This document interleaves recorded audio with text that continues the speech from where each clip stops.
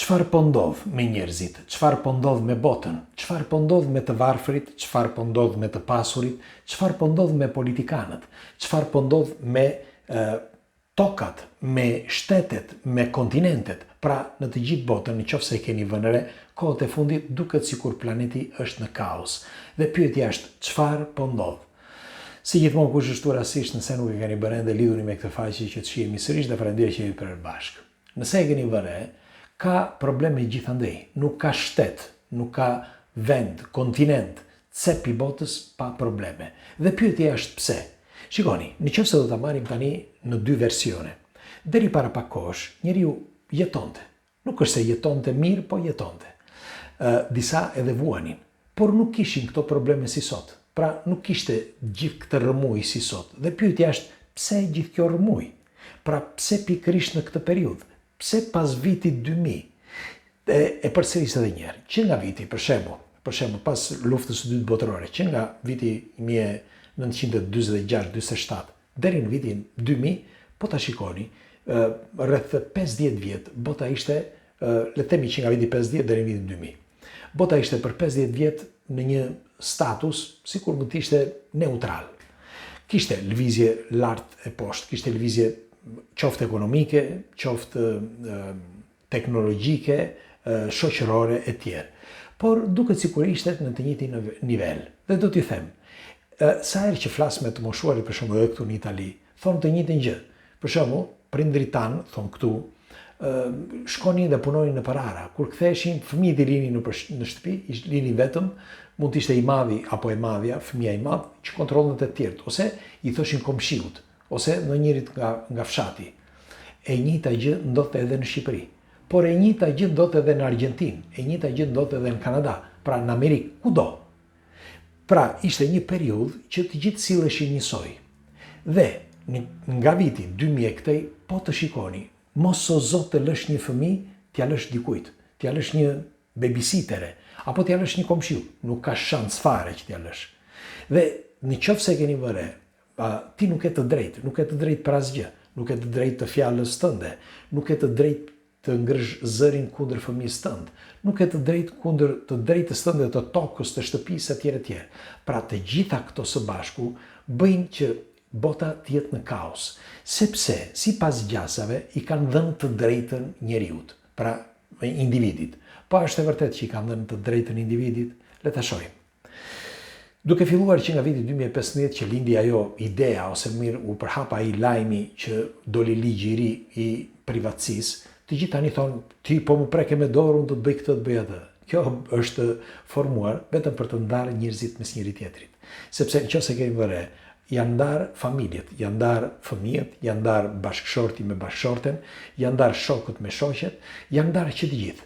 Dhe kjo e distancon akoma më shumë njeriu njëri nga tjetri kur ti i jep të drejtën e privatësisë. Dikur nuk ishte kjo, dhe kishte shok pa fund, shoqe pa fund. Është e vërtet apo jo? Më thoni nëse unë gaboj. Pra, nëse do ta marrim në këtë prizmë, duket sikur sot i kanë dhënë të drejtë njeriut, por nuk është kështu. Sepse dikur kur kishte rregulla, kishte më të drejtë njeriu se sa sot, sepse atëherë kishte rregulla. Për shembull, në kohën e monizmit ishte si ishte, por nuk e prekte një vajzë, nuk e prekte kush natën që tikte vetëm në këmbë. Orë të tëra dhe ditë të tëra s'kishte problem fare. Sa vajza të reja shkonin në përuzina, punonin apo natën apo ditën. Askush nuk i prekte. Se nëse do t'i prekte vetëm një, dije se çfarë priste.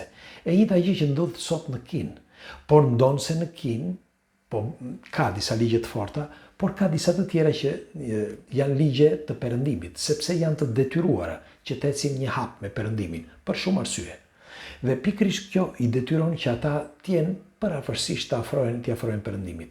Do ta shikoni, pas lënies së pushtetit të Xi Jinpingut, do shikoni që do të ndryshojë çdo gjë. E njëjta gjë do të ndodhë edhe në Rusi, e njëjta gjë edhe në Turqi dhe në disa vende tjera që mbajnë le të themi pushtetin. Pra, për të gjitha këto arsye, unë them që është bërë e qëllimshme që njeriu të gjendet në këtë status si tani.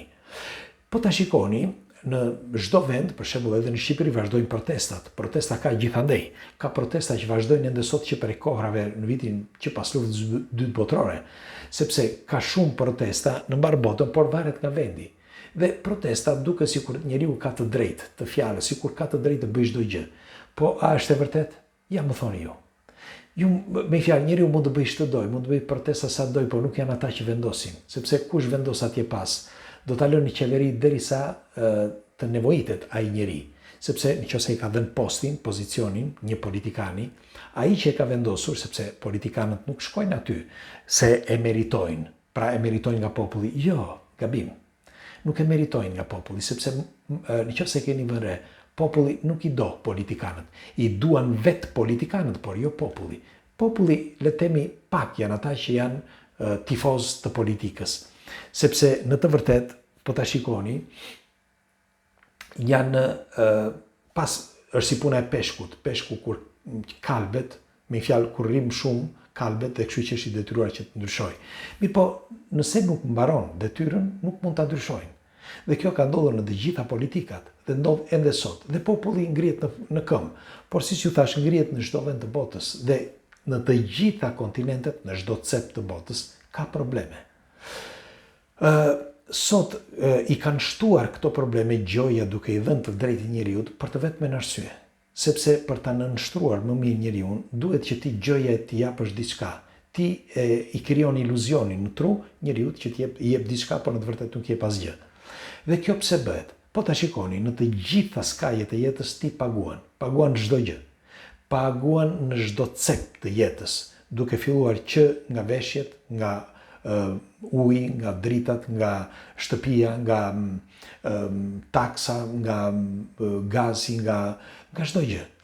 Dhe ti edhe në qoftë se nuk do t'i përdorësh këto, për ata që nuk e din, një fëmijë sapo lind ka një borxh që duhet t'ia kthej shtetit. Pra është i detyruar fëmia që kur të rritet, filloj të punoj, t'i japi borxhin, t'i kthej borxhin shtetit.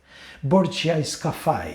Sepse thot, shiko, e ka bërë prindrit e tu, e ka bërë partia, e ka bërë politika, e ka bërë shoqëria, por në të vërtet, ai nuk e ka bërë, sepse ai lindi tani.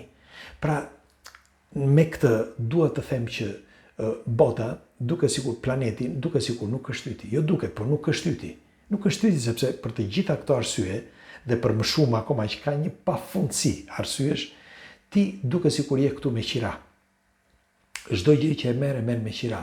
Dhe ti pagon kur lind, sepse je i detyruar të pagon nëna jote, ke borxh gjatë jetës dhe ti je i detyruar ta pagosh atë borxh nga 30 deri në $100,000, varet nga shteti, dhe kur ikën ti je i detyruar që të paguash edhe një herë varrin ku do varrosesh. Nëse nuk do varrosesh me varr, për fjalë në një varrez, je i detyruar që ta bësh me djegje, por prapë se prapë edhe me djegje është e njëjta gjë.